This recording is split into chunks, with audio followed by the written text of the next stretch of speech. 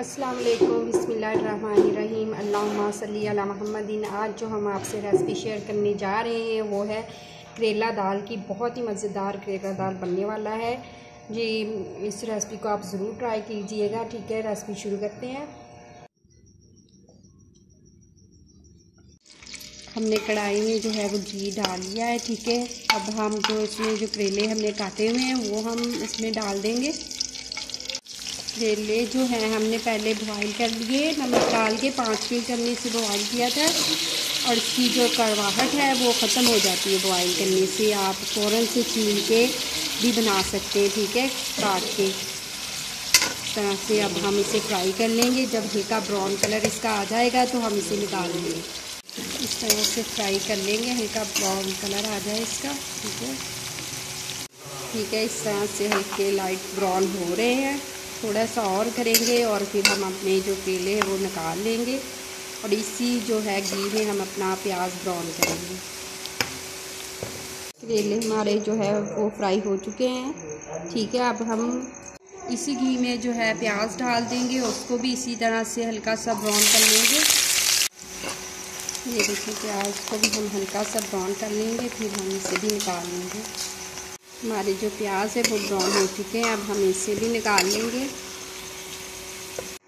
اسی گھی میں ہم نے اپنی جو دال ہے وہ ڈال دی ہے، کریلوں میں جو دال ڈالنی ہے، اور اس میں ہم جو ہے نمک جو حسب ذائقہ استعمال کریں گے۔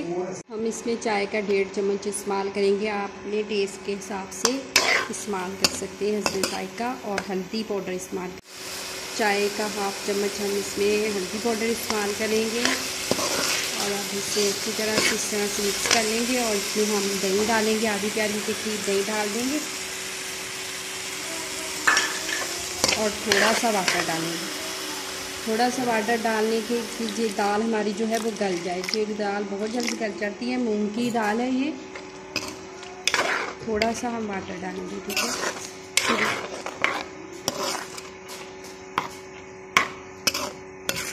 اس کو اب ہم کور کر کے جو ہے 10 منٹ کے لیے رکھ دیں گے کہ ہماری دال جو ہے سافٹ ہو جائے۔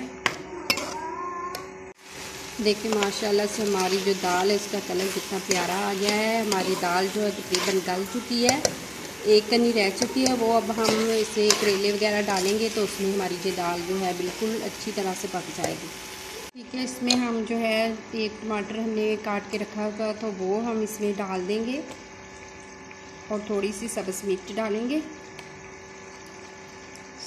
سلائسز میں کاٹی تھی، اور سرخ مرچ پاؤڈر اب ہم اس میں ایڈ کر دیں گے۔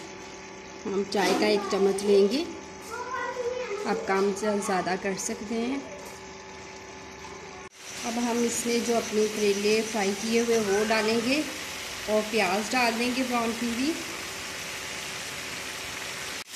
اس طرح سے ہم اسے اچھی طرح سے مکس کر دیں گے۔ ہم نے اس میں جو ہے واٹر کا جو ہے کھانے کے 2-3 چمچ ڈال دیں گے، ٹھیک ہے، اور بالکل دم والی آنچ کر کے اس کو ہم 10 منٹ کے لیے دم پہ لگا دیں گے۔